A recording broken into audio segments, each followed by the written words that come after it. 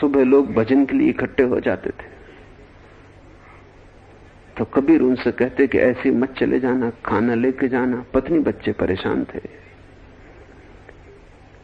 कहां से इतना इंतजाम करूं?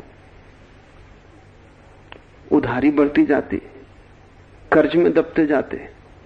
रोज रात को कमाल कबीर का लड़का उनसे कहता कि अब बस हो गया, अब कल किसी से मत कहना। कबीर कहते जब तक वो कहलवाता है तब तक हम क्या करें? तुम्हारी सुने कि उसकी सुने? जिस दिन वो बंद कर देगा, कहने वाला कौन? हम अपनी तरफ से कुछ करते नहीं, और तुम क्यों परेशान हो? जब वो इतना इंतजाम करता है, ये भी करेगा। लेकिन आखिरी वक्त आ गया। एक दिन कमाल ने कहा कि अब बस बहुत होगा, क्या हम चोरी करने लगे? उसने गुस्से में कहा था। कबीर ने कहा, अरे पागल, ये तुझे पहले क्यों न सूझा?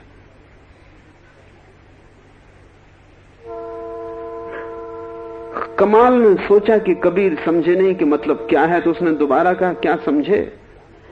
मैं कह रहा हूं क्या हम चोरी करने लगे? कहां से लाएं? कबीर ने कहा, सभी उसका है, क्या चोरी क्या अचोरी, जो उसकी मर्जी। ये ख्याल पहले क्यों ना आया? कमाल भी अद्भुत लड़का था। उसने कहा आज परीक्षा पूरी ही हो ले। तो उसने कहा फिर मैं जाता हूं चोरी पर, लेकिन साथ तुम्हें भी आना पड़ेगा।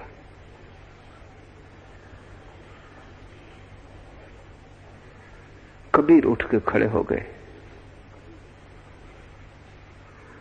समझना हमें कठिन हो जाएगा, क्योंकि हम सीधे आदमी को जानते ही नहीं।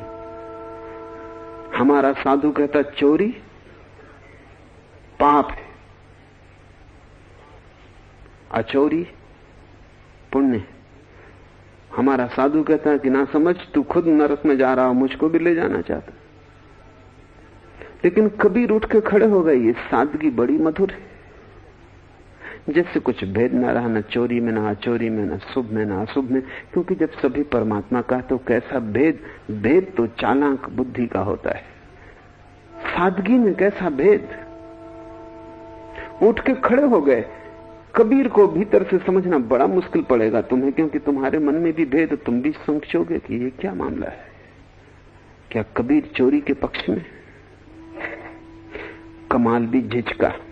जब कबीर उठ के खड़े हो गए, उसने सोचा कि ये मजाक ही थी, लेकिन कमाल आखिर कबीर का ही लड़का था और अब बात को पूरा करना जरूरी था। गया, एक मकान में सेंध लगाई।